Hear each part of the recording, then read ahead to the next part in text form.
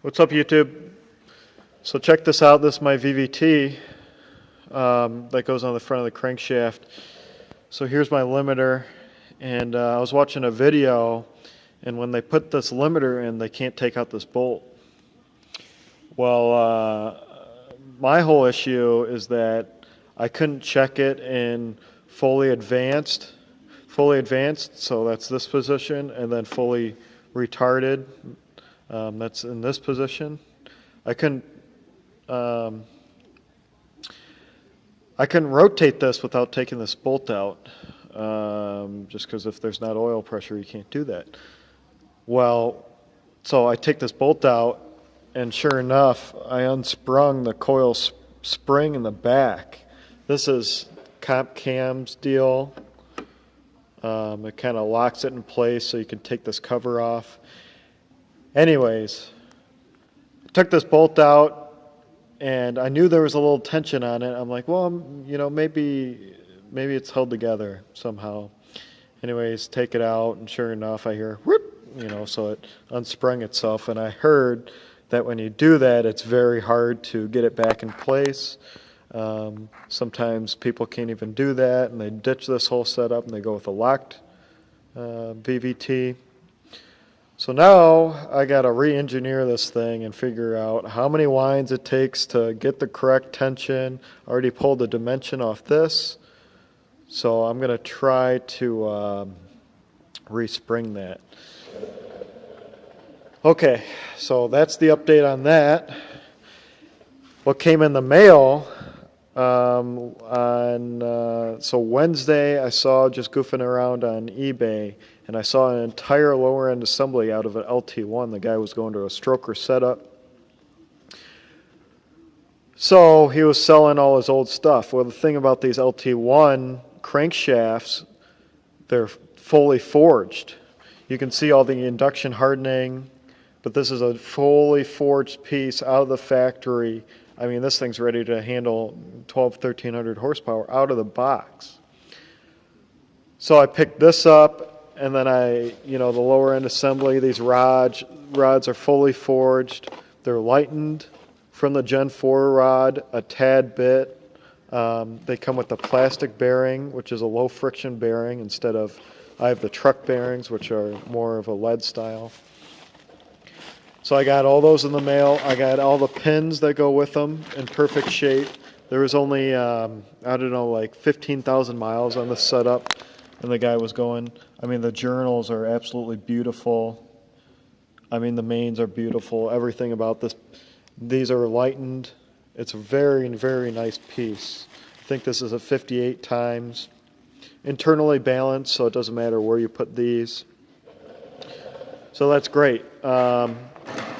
You can see all the slugs in here. So this is out of the 6.2, so I'm not going to be able to use this.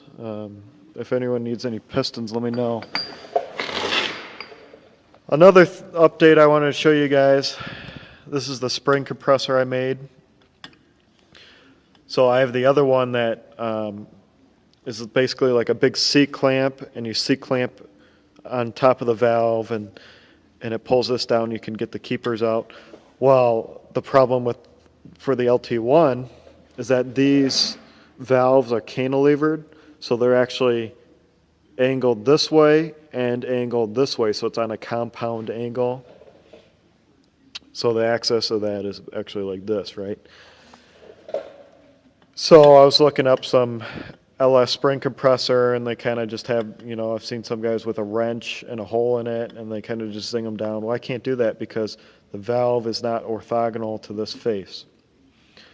So you end up bending a valve, or wreck the surface or whatever. So this, I took a stock rocker, cut off the front, added these two pieces of mild steel on, and then added a socket.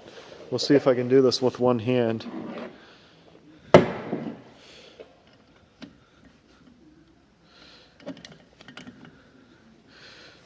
So basically you just press down. See it moving there, kind of. Anyways. So yeah, that's my setup like that. pretty actually nice, you know, so good deal. So I guess my next update, oh yeah, so about those pistons, I called up Brian Tooley.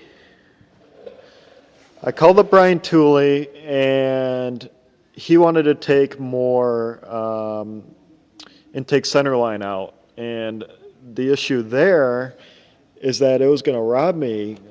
You know, I can imagine it would rob me like 100 horsepower.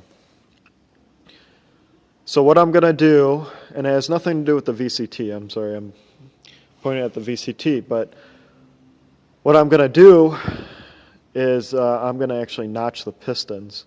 So I ordered a couple extra valves. Valves for this are really cheap right now. They're only like $4. So I ordered a couple valves, and I think I'm going to either solder on like a carbide tooling. I haven't figured this all out yet. Or I've seen some people just put a piece of sandpaper. And right now my clearance is basically 0, maybe -5, -10 somewhere. And they say you want to be up to 35 thousandths clearance. So what I'm going to do, I'm going to take a sanding pad, put it on the valve, assemble the motor, and then take my my drill, and basically I'll have a stop, and I'll just press down, and it'll clearance the top of my piston. I'm going to do that to every hole. That's the idea so far. One thing at a time.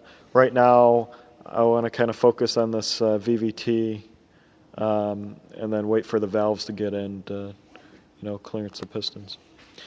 All right. Thanks, guys. Bye.